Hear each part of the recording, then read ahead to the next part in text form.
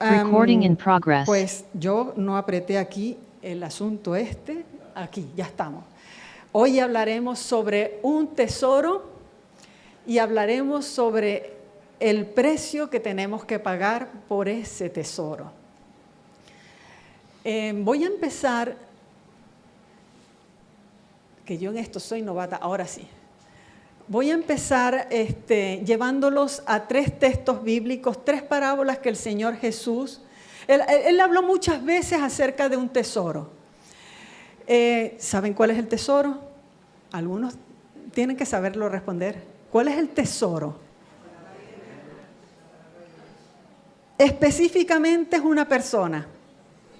Jesús es el tesoro que está dentro de la palabra de Dios, ¿no? Es el tesoro que el cielo nos ofrece a todos. Él en varias oportunidades habló acerca del tesoro. Y en Mateo 13, 44, 46, se nos habla sobre un hombre que encontró en un campo un tesoro escondido. ¿Y qué fue lo que hizo el hombre? Fue y vendió todo lo que tenía para quedarse con el campo y por lo tanto con el tesoro escondido. No pierdan de vista que ese tesoro es el Señor Jesús. En Lucas 12, 13 al 20 y el versículo 31 al 34, él habló sobre un rico insensato que se preocupó mucho por hacer tesoros, pero riquezas aquí en la tierra. Y entonces, como tenía tanto, dijo, voy a construir más graneros para almacenar más riquezas, sin pensar que la muerte le iba a sobrevenir pronto, como así ocurrió, y no pudo disfrutar de sus riquezas. En Lucas 14, 25 al 30, él menciona otra parábola donde se refiere a alguien que se proponía construir una torre. Y la enseñanza en esa parábola tenía que ver con la importancia de calcular bien el precio, los costos que llevaba la construcción de esa torre. Porque podía ocurrir que no calculara bien y se quedara a medias. Y entonces fuese el hazmerreír de todas las personas, de sus amigos. Con estas 3 parábolas hay 3 preguntas importantes que todos debemos contestar. La primera, ¿reconozco el valor del tesoro? Porque el hombre fue y vendió todo lo que tenía para quedarse con el tesoro escondido que estaba en el campo. ¿Reconozco el valor que tiene el tesoro del reino de los cielos? El tesoro que es Jesús. En segundo lugar, ¿qué me costará a mí ese tesoro? ¿Qué es lo que yo tengo que dejar para poder tener el mejor tesoro que es Jesús? Y la tercera pregunta que yo me tengo que plantear es, ¿estoy dispuesta a pagar el precio del tesoro? He sacado cuentas sobre lo que tengo que dejar para precisamente tener ese tesoro. Cuando el Señor Jesús dijo estas 2 últimas parábolas de Lucas 12 y Lucas 14, dice las Sagradas Escrituras que Él iba camino a Jerusalén por última vez y una gran multitud le seguía. Y le seguía porque esperaban que Él fuese el líder que los llevara a librarse del yugo romano. Pero el Señor, que conocía bien los corazones de las personas, sabía que todos ellos, a los poquitos días, iban a gritar, crucifícale, crucifícale. Así que dice que Él volviéndose, en Lucas 14, 27, volviéndose hacia la multitud, le dice, el que no lleva su cruz y viene en pos de mí, no puede ser mi discípulo. Y es curioso que el Señor Jesús haga referencia a la cruz como un símbolo de lo que significa ser discípulo de Cristo. Porque la cruz era un objeto repudiado incluso en la sociedad hebrea. En Deuteronomio dice que es maldito aquel que fuese colgado en un madero. La cruz era un símbolo de tortura, era un símbolo de humillación, de vergüenza. Era un objeto que estaba destinado para ser usado con los peores criminales, con aquellos que fuesen esclavos y que no fuesen ciudadanos romanos, porque era una vergüenza ser sometido a ese tipo de muerte. Y el Señor Jesús lo emplea para decir cuál es el costo, cuál es el precio de ser discípulo de Jesús. ¿Y cuál es el precio? Ahí está el detalle. El precio de ser el discípulo de Jesús es llevar nuestra cruz. La cruz, un símbolo de humillación que contrasta la humillación con lo que es la arrogancia, que es todo lo contrario. El arrogante piensa que todo lo merece, que todo lo sabe, que todo lo puede, que todo está a su servicio, mientras que el que se humilla tiene que estar dispuesto a servir. En el mundo te dicen que tú vales por lo que tienes, por lo que eres capaz de hacer, por tus logros. Pero en el punto de vista cristiano, tú vales por tu capacidad de servicio. Y como dijo Carlos en el canto, el precio de ser discípulo de Cristo es tomar la cruz y darle todo a Dios. Tu sacrificio verás que es muy pequeño al lado de riquezas que Cristo prometió. La cruz implica renuncia, la arrogancia, control.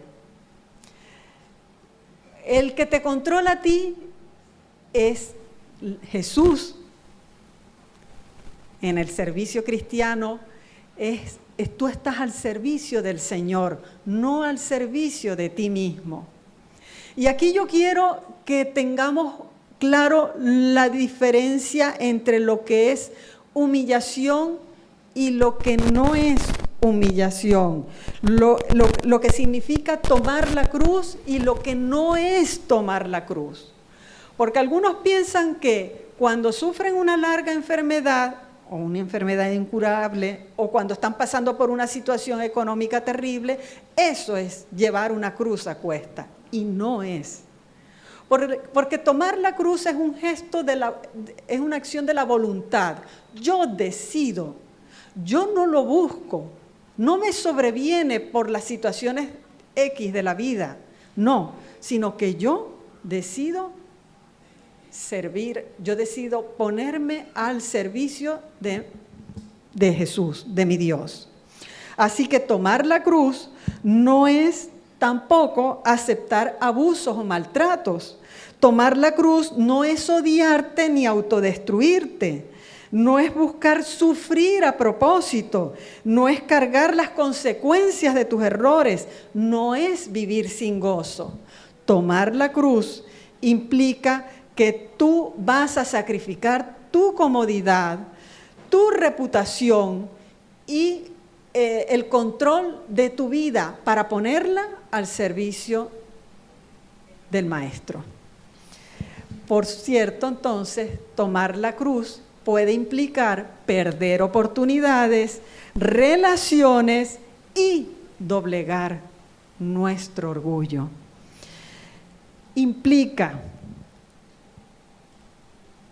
perdonar, aunque no merece mi perdón.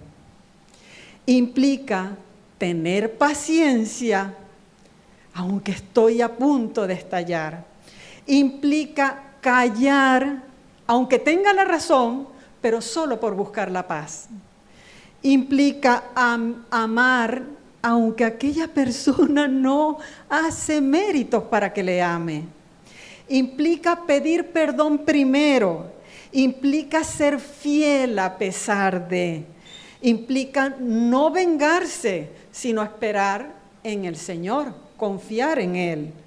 Implica ser honesto, aunque todos los demás hagan trampa. Implica hacer lo correcto, aunque nadie lo reconozca, e implica muchas cosas más. Tomar la cruz. Pero vamos a ver lo que dice la Biblia. Por cierto, cuando el Señor Jesús lo dijo en Lucas 14, 27, ya lo había dicho antes y lo dijo un poquito más ampliado lo que implica tomar la cruz. Él dijo, si alguno quiere venir en pos de mí, niéguese a sí mismo, tome su cruz cada día y sígame. Cruz es igual a sacrificio. Ahora, al entregarnos a Jesús, Él debe gobernar nuestras vidas. Debe ser así. En 2 Corintios 5:17 dice, si alguno está en Cristo, nueva criatura es, las cosas viejas pasaron y he aquí todas son hechas nuevas. En Romanos 6:6 dice, sabiendo esto, que nuestro viejo hombre fue crucificado juntamente con Él, para que el cuerpo de pecado sea destruido, a fin de que no sirvamos más al pecado. Otra vez la misma idea. La cruz implica renuncia, sacrificio, las cosas viejas pasaron, no seguimos haciendo aquello malo que hacíamos, somos nueva criatura. Y en Efesios 4, 22 al 24 dice que en cuanto a vuestra anterior manera de vivir, os despojéis del viejo hombre, que se corrompe según los deseos engañosos, y que seáis renovados en el espíritu de vuestra mente, y os vistáis del nuevo hombre, el cual en la semejanza de Dios ha sido creado en justicia y santidad de la verdad. Y ahí les subrayé la palabra despojarse, porque el término despojarse en el hebreo implica deshacerse, quitarse de encima. Algo así como que cuando tú tienes una ropa vieja, eso te lo sacas, la tiras y entonces te colocas la ropa nueva. Tú nunca vas a ponerte una ropa nueva sobre una vieja, sino que te quitas, eliminas completamente la vieja. Esa es la idea. Os despojéis del viejo hombre y os vistáis del nuevo hombre, el cual en la semejanza de Dios ha sido creado en la justicia y santidad de la verdad. Muy bonito todo esto, ¿no? Pero si Cristo derrotó el poder del pecado en nosotros, si el viejo hombre ya fue crucificado, como dice Romanos 6:6, ¿por qué todavía sentimos su influencia? ¿Por qué todavía? ¿Por qué? Ahí está el detalle. El punto es que, dice Romanos 5:12, por tanto, como el pecado entró en el mundo por un hombre y por el pecado la muerte, así la muerte pasó a todos los hombres, por cuanto todos pecaron. Todos hemos heredado una naturaleza pecaminosa. No existe ni un justo sobre la tierra, ni uno. El único, Jesús. Pero de resto todos nosotros estamos condenados a la muerte, porque estamos sentenciados porque somos pecadores. Aun cuando hemos aceptado al Señor Jesús como Salvador. Y miren, cuando yo preparaba este tema, yo lo preparé con tres propósitos, o sea, con el propósito de enfocarlo en tres tipos de personas. Primero, en nosotros los que hemos aceptado al Señor Jesús, que estamos en el camino de la vida cristiana, para que no tengamos un concepto de nosotros mismos más elevado del que debemos tener, porque aquí ninguno está a la altura. Todos pecamos. En segundo lugar, él pensaba en las personas que están abajo, que están luchando con sus pecados. Porque espero que no se desanimen, que vuelvan otra vez.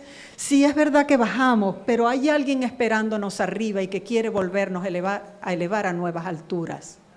No nos desanimemos. Y en tercer lugar, a los que todavía no se han decidido por el Señor, porque están esperando el momento en que puedan llegar a ser perfectos. Y les quiero decir que ese momento no les va a llegar todavía.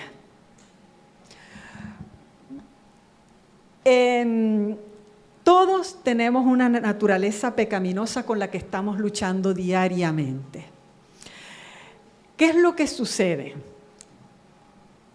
Nuestro cuerpo trae una herencia que nos lleva continuamente hacia el mal. La hemos heredado, pero aparte de eso, nosotros también la hemos alimentado en nuestro diario vivir. No le echemos toda la culpa a Adán y a Eva, que a veces parece como que queremos deshacernos de nuestra responsabilidad echándole el problema a los demás. También nosotros hemos fallado por iniciativa propia, por descuido, por comodidad, por no querer sacrificarnos. Y entonces eso nos lleva también a alimentar esa naturaleza débil. Cuando nosotros aceptamos al Señor Jesús como nuestro Salvador, entonces Él empieza a trabajar en nuestras vidas para crear una naturaleza contraria, que es la naturaleza espiritual, ese nuevo hombre que hemos leído. Pero el viejo hombre sigue estando allí. Y el viejo hombre sigue tratando de resurgir cada vez. Sí, es verdad que el Señor está trabajando en nuestras vidas y que nosotros con su ayuda intentamos reprimirlo, matarlo, pero está allí y aparece en el momento menos esperado, en el lugar menos conveniente. Menos conveniente, sí, porque es que a veces aparece en la calle, en el trabajo, donde tanta gente nos está viendo.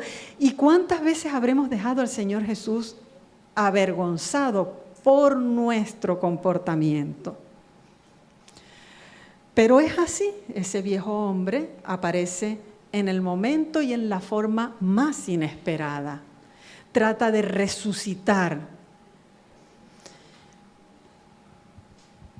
Pero en la palabra de Dios nos ha dado herramientas y nos dice qué es lo que debemos hacer. Y ya lo introdujimos con el canto especial y con las parábolas.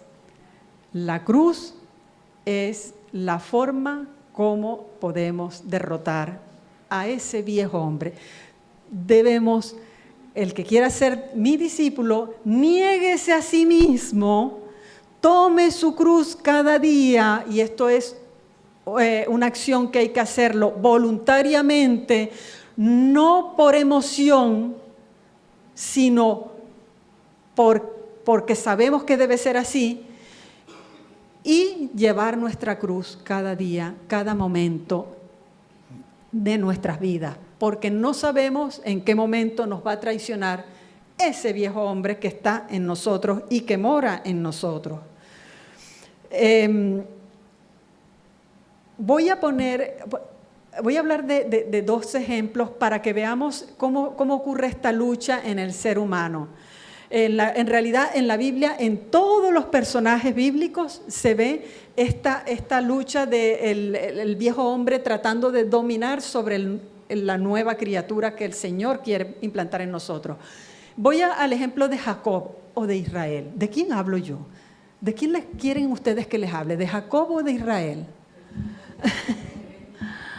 Bueno, pues les voy a decir que Jacob e Israel es así como desconcertante, pero nos muestra a nosotros bastante, o sea, nos muestra lo que somos nosotros.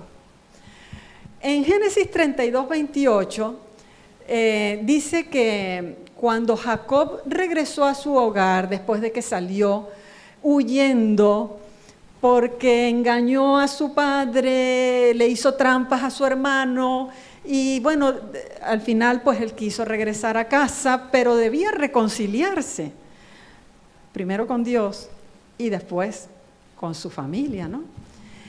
Total que antes de enfrentarse a su hermano, él pasa una noche con el Señor y lucha con el Señor. En esa lucha el Señor le da en la cadera y él queda cojo para siempre después de ese momento. Y el Señor le dice lo siguiente: no se dirá más tu nombre Jacob, que significa el que suplanta o el mentiroso o el engañador, sino Israel. ¿Qué quiere decir? Dios vence, porque has luchado con Dios y con los hombres y has vencido. Eso está en Génesis 32, 28. Dios le cambia el nombre a Jacob y le dice: ya no te vas a llamar más Jacob, sino Israel. Bien, cuando seguimos leyendo la Escritura, ¿cómo se menciona a Jacob? ¿Como Israel? Como Jacob. Se le sigue llamando Jacob. No sucede así con Abraham. Curioso, ¿verdad? Porque Dios le cambia el nombre a Abraham. Dios excelso a padre de multitudes. Abraham a Abraham. Después que Dios le cambia el nombre a Abraham, ya siempre en la Escritura encontrarán: Abraham hizo esto, Abraham aquello, Abraham lo otro. ¿Y Abraham dejó de pecar? No, pero es el padre de la fe. Abraham se mantuvo estable en su fidelidad al Señor. Los nombres en la Biblia nos dicen sobre el carácter de las personas. El caso es que con Jacob, la Escritura lo sigue mencionando como Jacob. En Génesis 35:10, vamos a rodar un poquito más adelante en la Escritura, volvemos a ver cómo Dios vuelve a enfatizarle a Jacob la misma idea.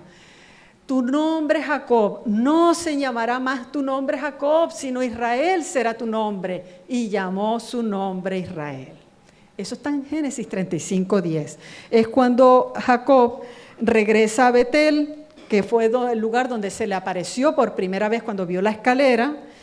Y entonces, a su regreso a Betel, Dios le vuelve a enfatizar el cambio de nombre. Génesis 35:10 les acabo de leer. Génesis 35:14 dice que Jacob levanta una señal de piedra donde Dios le habló y lo ungió. En el 19 dice que Jacob parte de Betel y de camino muere Raquel y Jacob entierra en el camino de Efrata a Raquel. En el 20 Jacob levanta un pilar sobre la sepultura. En el versículo 21 Israel sigue su camino. En el 22 dice: Israel se entera de que su hijo Rubén se acostó con su concubina. Y en el 27 dice: Jacob vuelve a la casa de su padre. Ven la oscilación de Jacob en su vida con el Señor, en su carácter. Solo en el nombre estamos viendo esa situación. Ahora voy a otro ejemplo.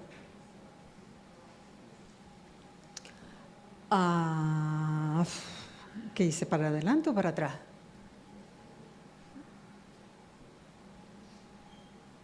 Aquí, Pablo. Vamos al ejemplo de Pablo. En el libro de los Gálatas, en el capítulo 2, versículo 19 al 20, dice: porque yo por la ley soy muerto para la ley, a fin de vivir para Dios. Con Cristo estoy juntamente crucificado. Y ya no vivo yo, mas vive Cristo en mí. Lo que ahora vivo en la carne, lo vivo en la fe del Hijo de Dios, el cual me amó y se entregó a sí mismo por mí. Es un texto que muchos de nosotros conocemos. Con Cristo estoy juntamente crucificado. Lo escribe Pablo a la carta a los Gálatas en el año 49 después de Cristo. En el año 57 después de Cristo, 8 años después, a los romanos les escribe: porque lo que hago no lo entiendo. Pues no hago lo que quiero, sino lo que aborrezco, eso hago. Y si lo que no quiero, eso hago, apruebo que la ley es buena. La lucha de Pablo entre el viejo y el nuevo hombre. No hago lo que quiero, ¿por qué sigo 9 años después? Si ya con Cristo estoy juntamente crucificado, ¿por qué sigo haciendo lo que no quiero? Y en el año 61 después de Cristo le escribe a los filipenses, en el capítulo 3, versículos 12 al 14, dice, no es que ya lo haya alcanzado o que ya haya llegado a ser perfecto, sino que sigo adelante a fin de poder alcanzar aquello para lo cual también fue alcanzado por Cristo Jesús. Hermanos, yo mismo no considero haberlo ya alcanzado, pero una cosa hago, olvidando lo que queda atrás y extendiéndome a lo que está delante, prosigo a la meta para obtener el premio, el supremo llamamiento de Dios en Cristo Jesús. ¿Ven cuál es el secreto de la vida cristiana? No quiere decir que porque caigamos hemos perdido la salvación. No, no.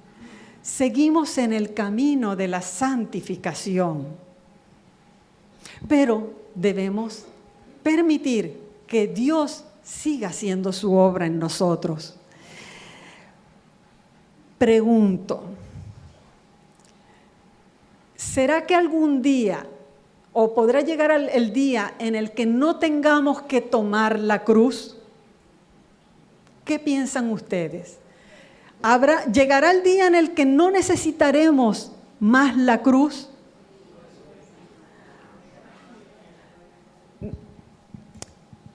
En 2 Corintios 15 el Señor dice que cuando Él venga, este cuerpo mortal será transformado en uno inmortal.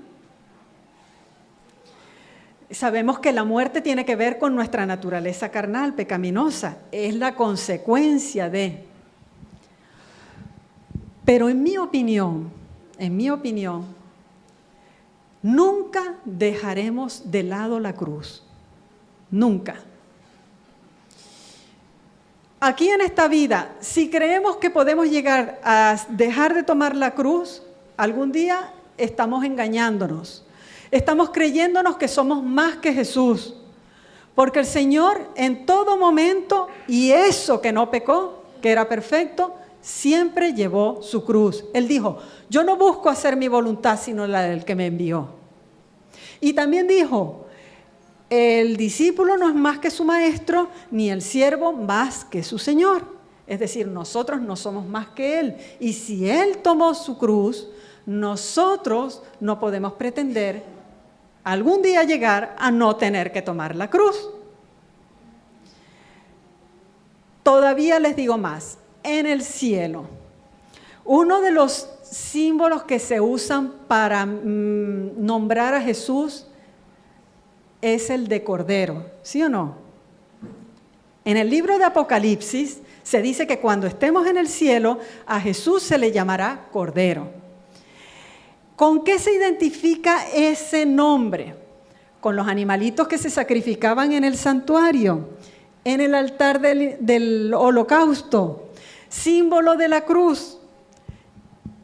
En la eternidad, el Señor Jesús llevará sus marcas, las marcas de la cruz, en las manos y nos recordará para siempre la cruz. En Apocalipsis 22 y 23, creo que, a ver si lo apunté, no sé si lo apunté ahí o no. Vale, no, para atrás. En Apocalipsis 22 y versículos 23, dice lo siguiente, 21, 22 y 22, 1 y 3 dice que del trono del Dios y del Cordero saldrá un río de agua de vida. Y pregunto, ¿esa agua de vida qué significa o qué relación tiene con la cruz? Pues saben que a través de la cruz nosotros podemos tener vida. que es la cruz la que nos da la opción de la vida eterna. Es decir, del trono de Dios y del Cordero, porque el trono del Cordero es el mismo trono de Dios, saldrá ese río de agua de vida que es el río, que es un río de amor que inundará el universo entero. El amor que emana del sacrificio que proviene de la humillación de Jesús en la cruz del Calvario.